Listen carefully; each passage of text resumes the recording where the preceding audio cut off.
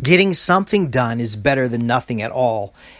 I'm Justin Hitt with Ad Briefing's Copywriting Tips. When you're managing your own newsletter and you're putting together resources for your clients, you know, it's sometimes you can get into the content creation game rather than the customer creation game. Now, this is important.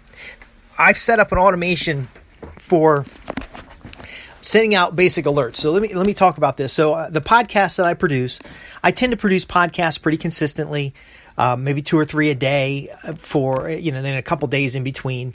But I don't produce them on a schedule because most of my time is doing actual billable work. So I might get 15 minutes. I'm stuck someplace.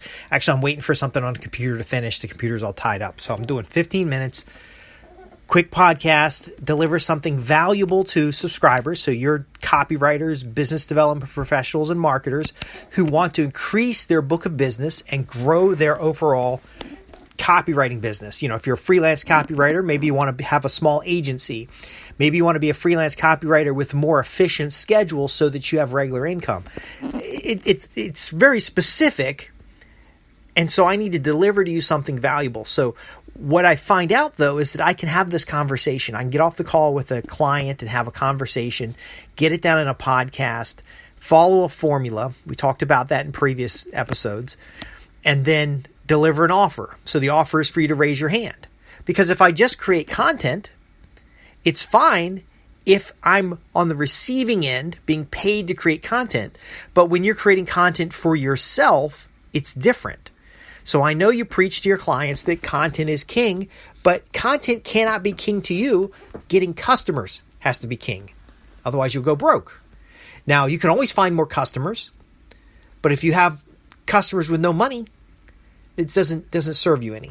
I don't know if you're understanding that juxtaposition, but the truth about the copywriting business is that we preach stuff that pays copywriters rather than gets customers for clients. Now, I don't do that. I tell you the whole thing. I'm very transparent. And I'm telling you right now that this podcast takes away from billable hours. I have a queue in place. I have enough contracts and projects. I'm not saying this to brag. I'm just saying that 80 hours of my week, I would rather spend 40 to 50 serving clients billable and then get enough cash flow to hire staff to do everything else. But one thing I can't do is hire someone to be me. You can't hire someone to be you, the copywriter who specializes in a specific industry, the business development professional who's developed relationships in a marketplace that can make things happen. You can't be everything to everybody, so let's be something specific. Now, the first thing that we're talking about here is focusing on creating leads rather than creating content. Okay, so if all you're able to do is produce content like a podcast, you've got limited time, you've got limited resources, you're stressed out because there's already so many other things to do, and all you can do is create a quick little excerpt of content. So you record the content, and then you have somebody transcribe it, and then they make articles out of it, and then ultimately, that's what you got. At least the content needs to generate a lead. At least the content needs to generate a lead. I said that twice because even if you're just staying connected with prospects or you're staying connected with customers, you want them to raise their hand to get in line so that you have a funnel or a queue of new assignments coming to you. And then eventually you can get into the place where you stop trading hours for dollars and you can start lining up higher quality assignments. You can start lining up consulting activities. You can start lining up recurring work that you can backfill with a team. So what I'm describing here is I went to my podcast library for my Inside Strategic Relations newsletter. I went to Aweber. It doesn't matter what tool you're using, but I use the RSS feed off of the podcast library. Now, our RSS feed is something that's automatically created. You need to figure out that when you create a piece of content that generates a lead, how do you syndicate that content to as many platforms as possible so that you can put it in front of prospective buyers? But how do you do it with the least number of steps while you're getting all this other stuff set up? So I use their RSS feed, blog broadcasts, and created a template that started out with the mission statement. So I just noticed I have an error in it. Inside Strategic Relations helps high-income professionals transform business relationships into profit. Delivers insights that gain influence in competitive markets. You'll achieve more with fewer resources. And then immediately follow is the templated item, which is one broadcast post and then a link directly to it. And then I explain on the bottom here, many subscribers want immediate access to podcasts so that they can have the latest insights for building business relationships. This alert, so it's the use of language. What am I calling this? I'm calling it an alert. This alert provides access before show notes are complete. That's me setting expectations. These are unedited show descriptions direct from our publishing platform. Any feedback, questions, or comments you provide will inform additional materials once published. See, my problem is being turned into a solution through direct response. Now, I didn't write a full sales letter. I didn't have time for that. What I had time for is to automate something that already existed. Every time I create a podcast, there's an update to the RSS feed. That RSS feed is now going to broadcast to my subscribers, letting them know, hey folks, this is just published. This is brand new. This is the latest and greatest. Now, it still doesn't matter if my assistant comes back or an editor comes back and transcribes the audio and then takes the audio and turns it into 2 or 3 articles that then point to the show notes for the podcast. All that stuff hasn't happened yet. But for the people who have raised their hand, they're going to get something premium. They're going to get something up front. They're going to get something now rather than later. And that something establishes credibility, because the audio podcast is just fine. And I transcribed, I use, as I talked about in my podcast development, I use voice recognition to write the description for the episode. And that's 4 paragraphs here. And it's encouraging them to listen to the episode. So what I want from this broadcast is I want to click, or I want to reply with questions. If I get a reply with questions, I can create another podcast, another audio podcast transcribed, turned into articles, turned into links, that kind of stuff. It creates more content. If every piece of content is designed to create a lead, that creates a lead that goes back on the list that gets see, we're creating a reoccurring cycle that builds on previous efforts. That's how we get from trading hours for dollars into kind of residual income. Now, I don't have every one of my podcasts turned into show notes. So I turned on the archive for Aweber to give me a archive to these broadcasts, which then the archive to the broadcast contains a link that goes back to the show and then has show notes. Now you might be saying, Justin, wait, why don't you just write the show notes, man? Why don't you just finish the job? Well, again, when you have more billable hours than time in a day, you got to be working on client work. I'm getting ready to go eat lunch. I'm waiting on the 122 Inside Strategic Relations podcast episodes to load. I would like to sit here and see that it goes okay. And while I'm doing it, I'm doing a quick podcast. See, I'm compressing time by accomplishing more in each hour. Now, when I work with clients, I focus on clients in specific markets, very specific markets, and I write to their needs, but my research tends to be cumulative. And I did a program a while back on research methods, but let me just say, if you're going to do research, go ahead and take notes, and you'll start developing binders that'll have like customer profiles. They'll have swipe copy, for example. And that becomes a problem because I got file cabinets like everywhere and binders everywhere. Yet when I get ready to engage an assignment, I can pull a binder down. If I'm writing for entrepreneurs and business owners, I can pull that binder down. I can look at their key challenges, their key frustrations, the results of campaigns and tests all across my client base, the materials that I might have purchased from other people that have examples, and then I put that binder back when I'm done. And then let's say I'm going to write a piece of copy for an affluent client. Now, an affluent client might be a salaried individual in a mid-level position who's a manager, has staff under them, but they also have executives over them. Their concerns about getting laid off, their concerns are tied to the company. And what we teach to them, because what they really desire, because 65% of them don't like their job, many of them want to be independently wealthy, which would be retire early type things. or they want to have a better lifestyle today because they're working themselves to death. Do you see how that works? I did the research already. I grab the binder off, and then as I work with client assignments, I learn more about their assignments. I fill it in. I put the binder back. Now, what I've done is the same concept with my podcasts. If I've got a topic of teaching that's relevant to my subscribers, that's you, and I can deliver in under 15 minutes, because I have a target here. I'm filling gap time. Under 15 minutes, I can answer the question. Now, you might be saying, Justin, I think you're mixing up two topics. You're talking about optimization of your billable time. You're claiming that you have 100% billable time. Yet you're telling me that in your free time, you'll do a podcast. Where do I get the questions? And this is how you close the loop. Where do I get the questions to answer in the podcast? Well, I get them from clients. So a client does a paid consultation. They have a few questions that are left over. I record a few podcasts that specifically speak to their questions. So the question I'm answering here is, as a copywriter, you're already busy. You're already busy chasing down assignments. You've got assignments. And now it just seems like a constant chase. How do you free up your time? My solution is to compress your time and use automation in order to accomplish more.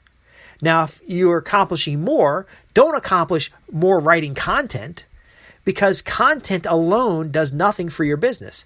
It's lead generation that gives you an audience to have assignments, to have something to say, and then builds a cycle that builds your business. Now, again, if you got questions about this, you send me in a question and I try to give you a more specific answer tailored to your situation. And then I do it as a podcast. It gets recorded. It goes in the system, automatically goes out to my newsletter. So answering one question for one person actually answers it for many people. And if you've invested in a paid consultation, I actually got paid to answer your question, which I turned into a podcast, which I sends out automatically. Can you see how this builds up your funnel? Can you see how this builds up your book of information? Now, the most important part, and the reason I brought in the research, is because if I've solved the problem for a copywriter and another copywriter is hiring me to solve the same problem for them, I can go back to my reports, my materials, my podcasts that are relevant to that topic. If the individual decides to engage me beyond a paid consultation, then I can compile these materials and build a training course. I could compile these materials and present it as what I would provide in a service. But I got something useful. See, content broadcasted all over the damn internet doesn't do anything. There's volumes of content out there. You want to sift, sort, and collect a library or a mailing list of highly valuable prospects who you are engaging with on every interaction to fully understand their needs, desires, and what it is that they want. Now, you're going to get a giant list of what they want, and now all you got to do is match your service with what they want. And you start queuing them in the system. So I write some technical documents around process and business operations. I get engaged in the system in which they track their processes or their controls, and then I go in the system and find the items that need to be addressed with the technical writing element, the control and operational risk type of documentation that I do.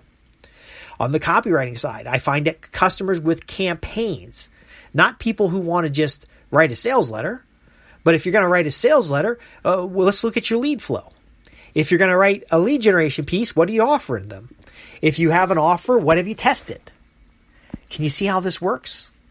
And now with this intimate relationship with your mailing list, you develop a client list. Now that client list, the same thing. You can farm the client list. One of the things that my Inside Strategic Relations newsletter subscribers wanted is to know about the podcast sooner. Now, of course, I could have said, just go to Apple iTunes and subscribe to the podcast. Go to Google Play and subscribe to the podcast. I think the podcast is on like 7 major platforms, even iHeartRadio. But again, I say, great. You've got a problem. I can help you solve that problem. Join my mailing list and I'll send you an alert when I post a new podcast. Don't worry, I'll do all the work for you. Now, again, if I didn't explain all this other stuff by the time we got here and I said, look, you got to do more work for your customers, and you said, well, I need more billable work, I don't need more stuff to do every day, I would understand that frustration. But again, I've developed a process for you through this conversation that sets you up to generate more leads, and through generating more leads, taking those materials that you use to generate the leads and packaging them in such a way to produce more clients. Now, yes, it's ideal from an engagement model that the prospect pays you to have a consultation, because what you know about copywriting and marketing and business development is important. You have intellectual property that is valuable. And the more you have on your free newsletter list or your alerts list or the postcard you're sending out once a week or the prospect newsletter, the more names you have on those lists, the easier it is to have paying customers. Now, what's interesting about this whole thing is if you don't have very many names on a list, and this is a topic we'll talk about at another time, you can rent lists, you can borrow lists, you can joint venture for lists, and now you have a system to put in front of prospects. See, a lot of you folks don't have any systems. You're out there tweeting and social media stuff. I stay off social media. I tried it for a year or two. It became a huge distraction. I wasn't getting paying clients from social media. So any social media I do now, I just will hire an agency to do it. I'll set up a thing to encourage you guys to post and retweet stuff. And then you'll do it for me rather than me do it. And then the clients, they can pay me to hire people to do it for them. I don't know if you're getting this, but it's very important that you get this because we're developing an ecosystem of outcomes. My podcast, delivered to qualified individuals, generates new clients. Usually the client comes in on an analyst type of service where I'm going to help them improve their operational efficiency.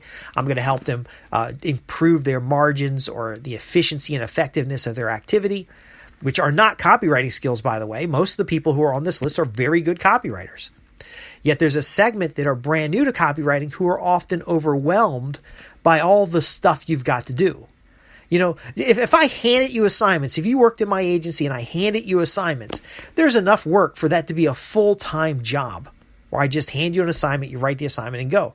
But if you don't understand the value of the research, and you don't understand how we got the customer and the steps it took to understand the needs and desires of that customer, if you don't understand how we're cataloging and logging swipe campaigns, I got a copy of every campaign I've written for 20 years.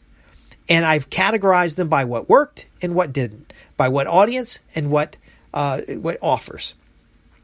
So I've got newsletter offers, I've got product offers, informational materials, they're for fundraising, everything. That library, if you don't understand that needs to be there, you'll struggle. You'll approach every assignment as a new activity.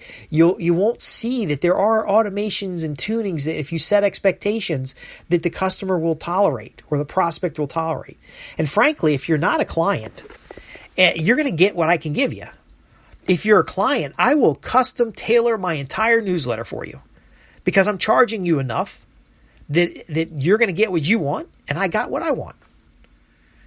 So can you see how, first off, you're in the right place. Copywriting is a powerful way to create not only an intellectual property product, like an info product you can sell, but to create value in the marketplace that's highly sought after. Some of my clients have created hundreds of millions of dollars from materials that I've created. Now, again, just full disclosure, I didn't write sales letters to create that, and I wasn't the only person on the team.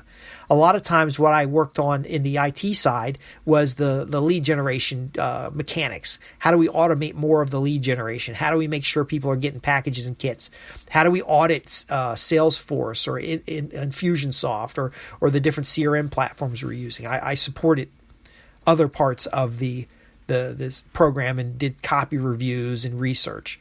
But then when I did write copy for people as far as sales letters are concerned, hundreds of thousands of dollars over their previous numbers, that's value. You can do the same thing. But if you get bogged down in the day-to-day activities, if you get distracted, if you don't understand that it is a process and you want to be just creative, then you might be better off working for somebody else's agency. You might be better off narrowing the focus of the freelance work that you do, or hiring an assistant to take care of some things that were distractions so that you can get to the point of writing. But you wouldn't know that if you didn't think about why you're doing it. If you're writing content just to write content and not getting paid to write that content, then, what is that doing for you? Maybe that's why you're struggling. But again, if you look at the system I described here, now in every podcast I use what's called, I repeat myself, it's called alliteration. I say the same thing 2 or 3 different ways so that you can really get the concept. And so this is the takeaway. You've got to look at places where any interaction, any customer interaction point gets that other person to raise their hand. Direct response. It gets them to ask a question. It gets them to tell about their problems. It gets them to get additional information. It's direct response. You sent something, they respond. Not everybody's going to respond, and not everybody's going to become a customer. So you need to have some way of reducing that upfront cost while maintaining effectiveness. When they click on the link in some of these alerts, I know people are clicking, and I can now segment my list. And those people who, maybe everybody in the last 30 days who clicked, I will send them an offer for a paid newsletter. I'll send them an offer for a consulting slot if it opens up. That's just my business. Your business might be different. You might be doing discovery calls. You might be selling packaged research. Hey, I noticed you are interested in marketing to the affluent. I've got this research kit I did for marketing to the affluent Christian families who are interested in guns. And now you've got not only a segment, but you can consult them on mailing lists to use. And so you summarized all the key mailing lists you work with. You summarized the key talking points, some fascinations and bullets that work. You package it up in an offer, and you sent it out because you're looking for more work in that area. Now, it doesn't matter to me what the category is. It could be, Mark. You have the attributes of a Marxist buyer of, hoodies. It doesn't matter what it is. You just packaging up what you know. Offering it as part of your sales cycle to generate leads, and then often their investment in that program signifies their interest in additional work. Can you see where this comes from? Can you see how powerful this can be in automating your marketing? And can you see how much time you'll save by just simply writing the steps down on a piece of paper? And again, you can listen to this program. I gave it to you for 3 times. 3 times. And of course, if you don't understand it, there's paid consultations available. If you're a member of the coaching program, I can work with your particular platform. I'm using Aweber here, but I've used Infusionsoft and Constant Contact. There's 50,000 products. The key understanding here there's a systematic approach to get new clients. There's a systematic approach to serve those clients. And there's a systematic approach to keep and retain those clients. When you have those 3 things taken care of, which is prospect, present, and close, you ultimately can keep going back to your lists. Your lists and your customer relationship become the most valuable part of your business. You'll get to a point where you'll have nearly 100% billable, and then you'll start searching for ways to have residual income, to have royalties, to have licensing agreements and different types of things, which are all really useful copywriting models. But ultimately, you can also start monitoring the financials. Do you have free net cash flow? Are you able to do the things in life that attracted you to copywriting in the first place? And are you making best of your strengths? I'm Justin Hitt from Ad Briefing's Copywriting Tips. I'm here to help copywriters, marketers, and business development professionals elevate their career, produce greater outcomes, transform business relationships into profits. I hope you've taken away at least one thing that you can use that'll make a huge difference in what you do. And I would love to hear about that success that you have. If it's not a success and you have challenges, or you think I didn't cover it in the way that you needed it, then write my offices. Visit www.adbriefings.co.uk and just ask. I want you to be successful. I want you to achieve the outcomes that you desire. And I want you to do it in a way that's not going to kill you. Okay, because copywriting, marketing, that sales part that you're delivering to your clients is the most valuable part of their business. And sure, you can scam them on writing content and telling them how important content is. And if they got a lot of traffic on a website, maybe content can help you test offers or generate leads and stuff. But ultimately, folks, if you don't understand the underlying system, they aren't going to get the results that they deserve. You aren't going to get the results that you deserve. And you're going to be frustrated. So don't be frustrated. You can reply to any of my emails. You can go visit www.adbriefings.co.uk and send in your questions. You can become a coaching client. The results are there, especially now that inflation is kicking up. But again, you can't burn out chasing everything. Let's focus. Let's create purposeful materials. Let's benefit from automation. And I know this has been a long podcast, but I really want you to be able to go to that next level. Again, thanks for listening. I'm Justin Hitt from Ad Briefings Copywriting Tips, where we do teach about the business of copywriting. And we do have programs available, very affordable and very often free, that help you get started in copywriting, because copywriting and marketing is a power producing position for your clients and is always in demand in the marketplace. Thanks for listening.